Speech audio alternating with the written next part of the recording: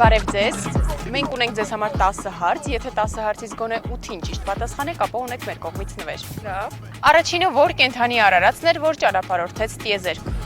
Շուն։ Լայկաշունը։ H2 on որ տարն է։ Ջուր։ Տղամարդիկ ֆիլմի գլխավոր հերոսն ով էր։ Այ, մեր մկրտչա։ Սյունիքի մարզում գտնվող որ լեռան լանջին է թաղված Գարեգին Նժդեհը։